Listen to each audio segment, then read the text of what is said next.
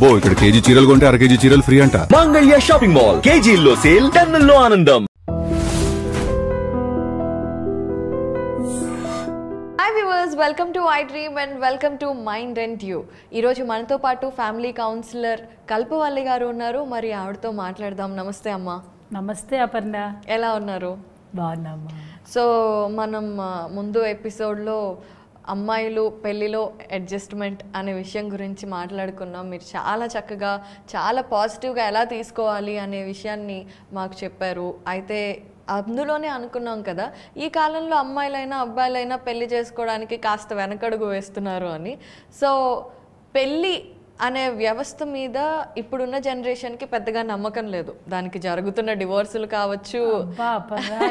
ఈ ఒక్క ప్రశ్నలో 100 ప్రశ్నలు కూడుకున్నటువంటిది ఇది. అయితే మీరు అడుగుతున్నారు, వ్యవస్థ మీద నమ్మకం పోయిందా లేదా పెళ్ళి అనేది చేసుకోవడం అవసరమా? చూడండి ఎన్ని ప్రశ్నలు ఉన్నాయో. మీరు ఎన్ని ప్రశ్నలుగా కూడా చూడొచ్చు.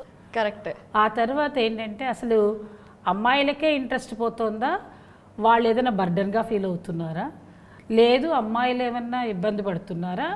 ఇలాంటి ప్రశ్నలన్నింటినీ కూడుకుని ఉన్నది మీరు ఒక్క ప్రశ్న అడిగాను. అయితే లెట్స్ బ్రేక్ ఇట్ అప్.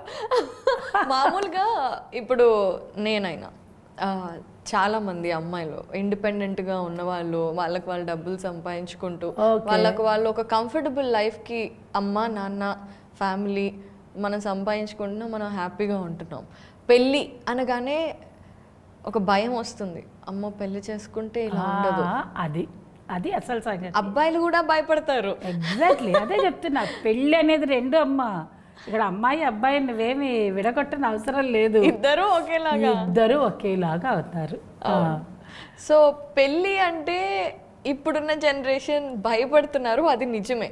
అది ఎందుకంటే మీరు family counsellor, pre marital counsellings చాలా చేస్తూ ఉంటారు కాబట్టి చాలా మందిని చూస్తూ ఉంటారు, చాలా బుక్స్ చదువుతూ ఉంటారు. సో మీ ఎక్స్పీరియన్స్ని బట్టి ఇప్పుడు మేమందరం భయపడటం సహజమే, కానీ అది కరెక్టేనా? అసలు ఈ స్టెప్ నుండి బయటపడటం ఎలా? పెళ్లి వైపు ఇంట్రెస్ట్ కాదురా. ఇప్పుడు ఏంటంటే, పెళ్ళి అంటే భయపడడం అనేది పాజిటివ్గా ఒకటి ఉంటుంది, నెగిటివ్గా ఒకటి ఉంటుంది. పూర్వకాలం రోజుల్లో ఆడపిల్లలు పెళ్ళి అంటే భయపడేవాళ్ళు.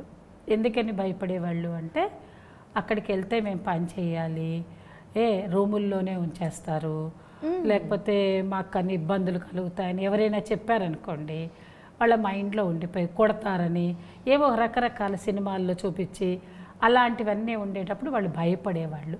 అయ్యో అమ్మ దగ్గర కాకుండా అక్కడికి వెళ్తే వాళ్ళు ఏం పెడతారు, ఏం చేస్తామని చాలా రకాల ఆలోచనలతో భయపడేవాళ్ళు. ఆ తర్వాత అమ్మలు ఏం చెప్పేవాళ్ళు, అమ్మలు నాయనమ్మలు వాళ్ళందరూ, నీకు పెళ్ళి అంటే పూల జడేస్తారు, కొత్త బట్టలు ఇస్తారు, వాళ్ళ ఇంటికి వెళ్తే నీకు చాలా బాగా అది చేస్తారు అని చెప్తే దానికోసం ఆశపడేవాళ్ళు. అవునవును. పూల జడలు నీకు పూల జడేస్తారు, చక్కగా కొత్త బట్టలు వేస్తారు, గోరింటాకు పెడతారు, నగలు వేస్తారు, ఇవన్నీ చేస్తారు అంటే ఉత్తప్పుడు ఇవన్నీ దొరకవు వాళ్ళకి.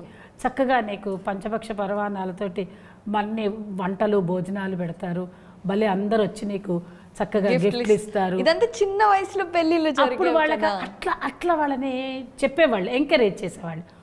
ఆ ఎంకరేజ్మెంట్ కాస్త కొన్ని రోజులు అయ్యేసరికి అది డిస్కరేజ్మెంట్కి అయిపోయింది.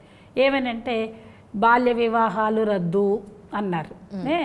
బాల్య వివాహాలు రద్దు అయిన తర్వాత వాళ్ళల్లో కొన్ని విభేదాలు వచ్చాయి. అంటే అక్కడ కొంచెం ఇబ్బందులు పడడం, నిజంగానే ఆడపిల్ల ఆ ఇంటికి వెళ్ళిన తర్వాత వాళ్ళు కొట్టడం అని అదని ఇదని చేయడం వల్ల అందరికీ అలాగే ఉంటుంది అని బయట ఉన్నవాళ్ళు భయపడేవాళ్ళు. ఆ యుగం దాటిపోయింది. ఆ తర్వాత పిల్లలు చదువుకుని, ఆడపిల్లలు కొంచెం చదువుకుని బాగా వచ్చిన తర్వాత పెళ్ళిళ్ళు అవ్వడం, హాయిగా కాపరాలు చేసుకుంటూ ఉన్నారు. ఈ మధ్య యుగంలో అంటే ఈ మధ్య కాలంలో ఏమైపోయిందంటే, ఆడపిల్లలు ఇంకా చదువుకుంటున్నారు, బాగా మంచి ఉద్యోగాలు చేస్తున్నారు, వాళ్ళు ఫైనాన్షియల్ ఇండిపెండెంట్గా ఉంటున్నారు. వాళ్ళకి ఆ ఇండిపెండెంట్గా ఉండడం, ఇండిపెండెన్స్ కూడా వచ్చేసింది వాళ్ళకి. Independent is different from independence. తర్వాత వాళ్ళకి థాట్ ప్రాసెస్ మారిపోయింది. ఎలాగా అంటే, దేశ విదేశాల్లో వాళ్ళు చదువుకోవడానికి వెళ్తున్నారు. అమ్మ నాన్న దగ్గర నుంచి చక్కగా అమెరికా వెళ్ళి ఎంఎస్ చేయడం, అక్కడ చదువుకోవడం, అక్కడే ఉద్యోగాలు సంపాదించుకోవడం, అక్కడ లివింగ్ ఎలా ఉండేది అని చూసుకోవడం, లైఫ్ స్టైల్ డిఫరెంట్గా మారడం, ఇవన్నీ చూసిన తర్వాత వాళ్ళని వీళ్ళు అనుకరించే పద్ధతి అలవర్చుకున్నారు. ఇక్కడది కాదు, అక్కడ బయటకు ఏ దేశాలకైనా వెళ్తే అక్కడ అనుకరించడం మొదలెట్టారు. అక్కడ ఏంటి అని అంటే హ్యాపీగా ఉండిపోతారు. వాళ్ళు ఉద్యోగాలు, దీనిలో ప్రమోషన్, దానిలోకి అట్లా చదువుకుంటూ దానికి కూడా కొన్ని రీజన్స్ ఉన్నాయి. కారణం ఏంటంటే వీసా ప్రాబ్లమ్స్ వచ్చే కొద్దీ వాళ్ళు ఏంటంటే చదువుకుంటూనే ఉండాలి. ఆ స్టేటస్లో చదవాలి వాళ్ళు. ఏంటంటే ఆ వీసా స్టేటస్లో ఉండాలంటే చదువు కావాలి. ఆ చదువు అవుతూనే అంటే ఇంకో చదువు ఏదైనా చదువుకుంటేనే కదా వాళ్ళకి ఆ పిహెచ్డి కోసం అట్లా ఆల్మోస్ట్ ఒక 5-6 సంవత్సరాలు 8 సంవత్సరాల వరకు అయ్యింది. అప్పుడు వీళ్ళకి కూడా 27-28 సంవత్సరాలు వచ్చేస్తాయి కరెక్ట్ టైంకి వెళ్తే. అంటే దాని తర్వాత వాళ్ళు ఉద్యోగం, మరి ఇంత కష్టపడి చదువుకున్నప్పుడు మంచి ఉద్యోగం రావాలి.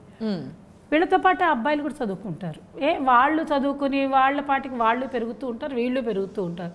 అప్పుడు వీళ్ళకి ఒక థాట్ వస్తుంది, నేను ఇంత కష్టపడి చదువుకున్నాను, నేను పిహెచ్డి దాకా వెళ్ళిపోయాను, నాకు కూడా డబ్బులు బాగానే వస్తున్నాయి, నెల తిరిగేసరికి నేను బాగానే లక్షలు సంపాదించేసుకుంటున్నాను కదా, నేనెందుకు వై షుడ్ అనే మాట వస్తుంది. ఇంకా వేరే మాట రాదు పక్కన. వై షుడ్ అనే దగ్గర ఆగిపోతున్నారు వాళ్ళు.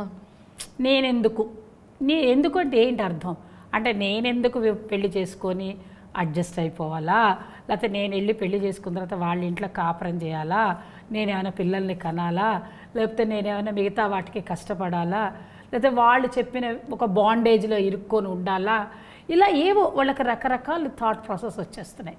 వచ్చిన తర్వాత వాళ్ళు ఏమనుకుంటున్నారంటే దీని బదులు బెస్ట్, నేను ఎలాగో అమ్మ నాన్నలు వదిలిపెట్టి హాయిగా ఇక్కడ నుంచి చదువుకుంటున్నాను కదా, నేను ఇదే బాగుంది, ఐ కెన్ కంటిన్యూ దిస్ అనుకునే స్టేజ్లో కొంతమంది ఉంటున్నారు. వాళ్ళకప్పుడు 35 ఏళ్ళు వచ్చేస్తాయి. 35-40 ఇయర్స్ వచ్చేసరికి పెళ్ళి అనే దాని మీద సుముఖత పోతుంది. ఎందుకు చెప్పు? ఎందుకంటే ఆ ఒంటరి జీవితానికి అలవాటు పడిపోతాం కదా. కాదు, దాంతోపాటు బయలాజికల్ నీడ్స్ అని శరీరంలో రుగ్మతలు తగ్గిపోతాయి, హార్మోనల్స్ ఇంబ్యాలెన్స్ వస్తుంది, మెంటల్ స్టేటస్ పాడైపోతుంది, పెళ్ళి మీదకి వెళ్ళదు మనసు. ఎప్పుడు వస్తుందో తెలుసా? పెళ్ళి అనేది 22 ఏళ్ళు 23 ఏళ్ళ పిల్లలకి పెళ్ళి చేసుకో అంటే ఆనందంగా సరే అమ్మా చూడు అని సిగ్గుపడతారు. నిజంగా నార్మల్గా ఇళ్లల్లో అమ్మ నాన్నల దగ్గర ఉండే ఆడపిల్లలు అయితే చదువుకుని బీటెక్ అదే చేసుకుని, ఈ రోజులు అందరూ డిగ్రీ అంటే బీటెక్లే, మహా అంటే సీఏలోకి వెళ్తారు. అయిపోయిన తర్వాత అమ్మ కూర్చోబెట్టి అడుగుతుంది, ఏమే పెళ్లి చేద్దాం అనుకుంటున్నావు, ఏమనుకుంటున్నావు నువ్వు అంటే చూడండి అంటుంది. ఎందుకని? అప్పుడు వాళ్ళకి ఇంక్లినేషన్స్ ఏర్పడతాయి. ఈవెన్ అబ్బాయికి అయితే వెంటనే పెళ్లి చేస్తా అంటామా? అన్నాం. వాడికి ఏం చెప్తావు? వరై ఉద్యోగం వచ్చిందంటే, ఉద్యోగం రాగానే 24-25 ఏళ్ళకి వాడికి ఉద్యోగం వచ్చిందంటే వరే పెళ్లి చేసుకోరా అని అప్పుడే మొదలెట్టేస్తాం. పెళ్లి చేసుకొని అబ్బాయికి చెప్తారు, అమ్మాయికి చెప్తారు. ఆ వయసు అది. అప్పుడు వాళ్ళకి హార్మోన్స్ అంతా ఎప్పుడైతే పర్బర్టీ వచ్చిన తర్వాత అక్కడి నుంచి ఒక 10 ఏళ్ళు వాళ్ళు చాలా చికాగ్గా ఉంటారు తెలుసా. ఇది సైంటిఫికల్ వ్యూ. వైజ్ఞానిక పరంగా ఆడపిల్లలకి as per the body anatomy ప్రకారంగా నువ్వు పెద్ద మనిషి అయిన తర్వాత, రజస్వల్ అయిన తర్వాత వాళ్ళకి ఒక 10 సంవత్సరాలు ఎంత చికాగ్గా ఉంటారు మేము. మరి ఆ సమయంలో వాళ్ళకు ఒక తోడు కావాలి అని అనుకున్నప్పుడు నువ్వు 30 ఏళ్ళు 40 ఏళ్ళు ఉంటే నీ శరీర వ్యవస్థ పాడైపోలా? అది ఆలోచించరు మీరు ఆలోచించే విధానం ఒక్క డబ్బులు, హోదా, వీటన్నిటిని కలుపుకొని ఒక ట్యాగ్ పెట్టేసుకుంటారు. Why should I go there and why should I have burden. ఇదొకటే ఉంటుంది. ఈ విధానమైనటువంటి వ్యవస్థలో మనిషి ఉంటాడు, ఆడపిల్లలైనా మగపిల్లలైనా. కరెక్ట్ టైంకి కనుక మీరు పెళ్లి చేసుకొని కరెక్ట్ టైంలో కనుక పిల్లల్ని కన్నారనుకోండి, జీవితం చాలా ఆనందమయంగా ఉంటుంది. ఆ ఆనందం ముందు వేరేవన్నీ ఏవి దిగదుడిపే, పనికిరాని వ్యవస్థ అది. పెళ్ళిళ్ళు చేసుకున్న వాళ్ళందరూ సంపాదించుకోవట్లేదా? పెద్ద పెద్ద ఉద్యోగాలలో ఉన్నారు. ఎందుకని? పెళ్ళి చేసేసుకుంటారు, పిల్లల్ని కంటారు, వాళ్ళని చూసుకునే వాళ్ళు ఎవడో ఒకడు వస్తాడమ్మా, అమ్మ నాన్నే చూడక్కర్లేదు, మనం డబ్బులు ఇస్తే బోల్డ్ మంది వస్తారు చూసేవాళ్ళు. హాయిగా ఉండండి, తప్పేముంది? దాన్ని మీరు బర్డన్ అని ఎందుకు ఫీల్ అవుతున్నారు? నాకు ఇదే క్వశ్చన్కి అర్థం కావట్లేదు.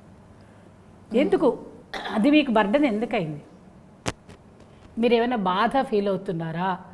లేకపోతే వాళ్ళని పెంచలేని పరిస్థితి ఉన్నారా? అదేమన్నా ఉన్నది అని అనుకున్నవాడు అసలు ఈ ఆలోచన రాదు వాడికి.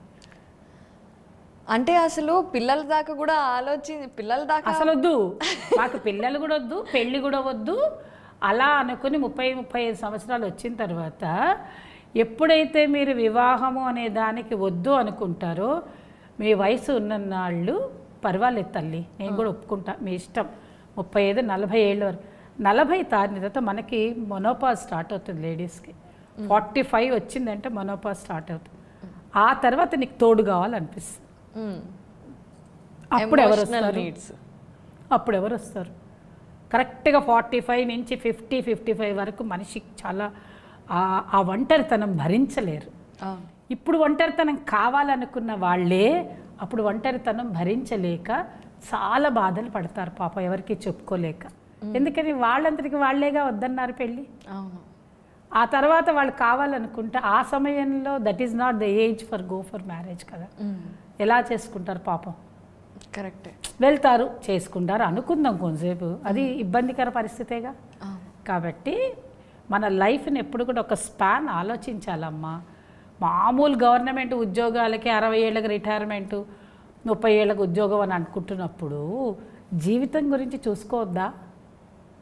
చెప్పు. కరెక్టే. మీరు చాలా మంచి పాయింట్స్ చెప్పారు కల్పవల్లి గారు. ఇప్పటి వరకు మనం ఆడపిల్ల పర్స్పెక్టివ్లో మాట్లాడుకున్నాం. మగపిల్లలు కూడా చాలామంది అరే పెళ్ళెందుకు అనే ఉద్దేశంలో ఉన్న వాళ్ళకి ఏం చెప్తారు మీరు? నెక్స్ట్ ఎపిసోడ్లో చెప్తాను తప్పకుండా. సో నిజంగానే ఒక మంచి పర్స్పెక్టివ్ చెప్పారు. Thank you so much.